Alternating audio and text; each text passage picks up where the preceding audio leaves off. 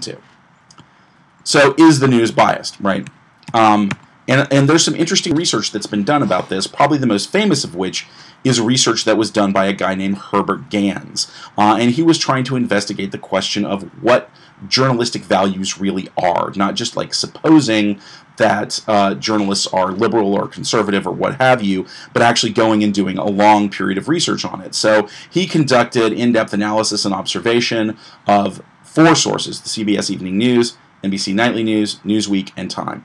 And the results that he came up with actually have been replicated by several other important studies. So it wasn't just Gans, it's kind of a theme that we've developed over the course of the years of our study of the media. And he concluded that, not surprisingly, journalists actually base their reporting on their own assumptions about the nature of reality. Makes a ton of sense. If you are a reporter, you can't help but reflect your own biases about the way the world is and how reality works when you report things. It's just not possible for you to avoid that particular kind of bias. You report because of your perceptions of the world, right? Makes a lot of sense. And he said these assumptions that he was just talking about he described them as enduring values. And he said journalists have these enduring values, and those values are actually what affects how the media does its reporting. He said, if we do see news bias, it's probably biased towards these 6 values as much as it is liberal or conservative bias. And actually, subsequent research has indicated that the press is not particularly liberal, it's not particularly conservative, it's all over the place, and it tends to shoot, most of it tends to shoot for political moderation, except for some non-mainstream news organizations. I would put Fox in that category. I would put MSNBC in that category. There are probably others that belong there, but overall, we don't see particular political ideology bias in the press. What we see are bias towards these enduring values that Gans described in his research. Here are the journalistic values that he says we see in American journalism that creates a bias towards these ideas. First one is ethnocentrism, which simply means taking the American viewpoint on events and then judging other countries by how they measure up to the United States. So you'll notice in our journalism that in America, we always tend to take the American viewpoint on things. We don't look at ourselves as global citizens as much as we do citizens of the country. And as a result of that, we're constantly judging other countries and events in other places by whether those events are similar to what we think would happen here.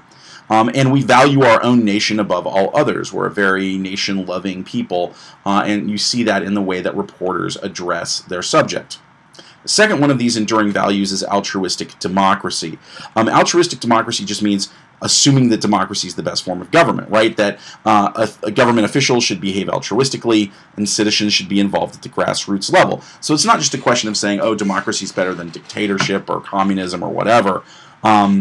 That democracy, generally speaking, is good, and that a particular form of democracy and a particular way of doing democracy is the right way to do things. So reporters tend to assume that, for example, government officials should be altruistic. When they catch them not being altruistic, they judge them negatively. They assume that citizens' involvement should be grassroots involvement. When they catch citizens not being involved at the grassroots level, they judge them negatively. That's what I'm talking about when I talk about this form of bias.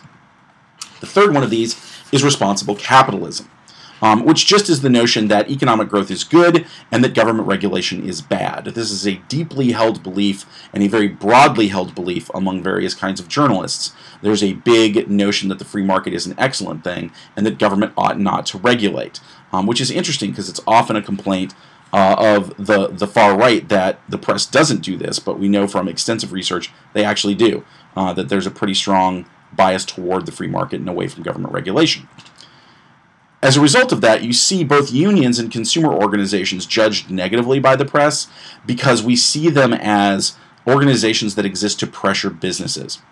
And it's generally believed by journalists that businesses should be free from pressure.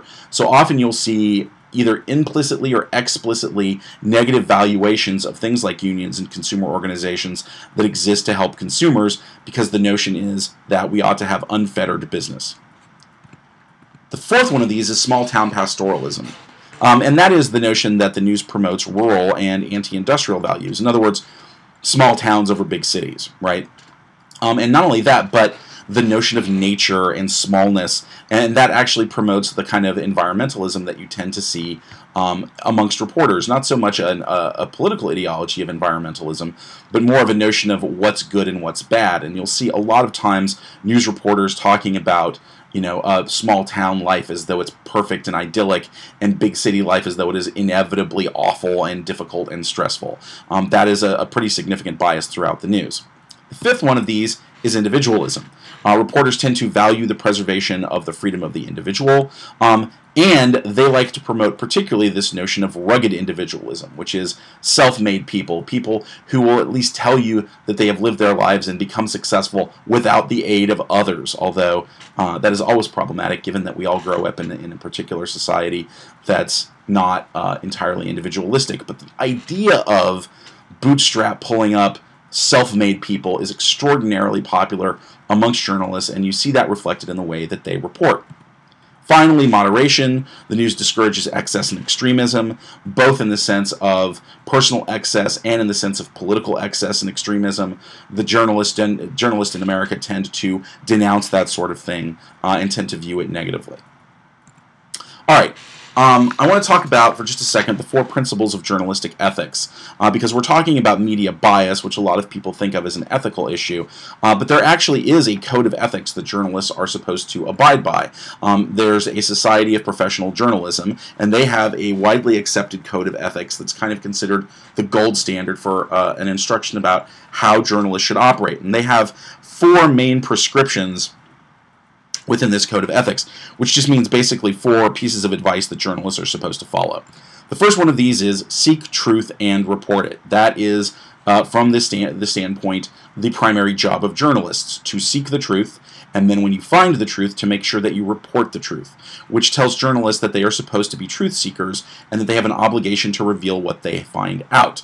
The thing that the Society of Professional Journalists says about this is that journalists should be fair and honest and courageous in gathering, reporting, and interpreting information. The second one of these is minimize harm. In other words, journalists, while they are seeking their truth and reporting it, should do as little harm as possible to everyone involved in the process. What the SPJ says is ethical journalists treat sources and subjects and colleagues as human beings deserving of respect, which means that journalists are supposed to be careful about how they go about doing things so that they don't unnecessarily hurt anyone they're reporting about or anyone they're using as a source or anyone else in the field of journalism, right? That's supposed to be the idea that you just do as little damage as you have to. Third, act independently. Journalists should be free of obligation to other interests, except for the public's right to know. That is supposed to be their primary focus. Now, this is probably the hardest one, because if you're a journalist who's working and getting paid, you work for an organization that gives you information and orders about how you're supposed to do your job, which means that you are almost always beholden to that organization, at the very least, as something that you have an obligation to, other than the public's right to know. But nevertheless, that is the theory. The last one of these is be accountable, which means that journalists are accountable to their readers, listeners, viewers, and each other, which just means that if you're wrong, you're supposed to say that you're wrong, that you are listening to the people that consume the product that you are promoting and paying attention to that and giving it its due consideration and altering what you do when it's necessary and appropriate. Same thing's true of feedback from other journalists and making sure that you're doing a good job while being responsive, basically, to the people in your world. Other things you should study, there's only one for this lecture, which is Nellie Bly.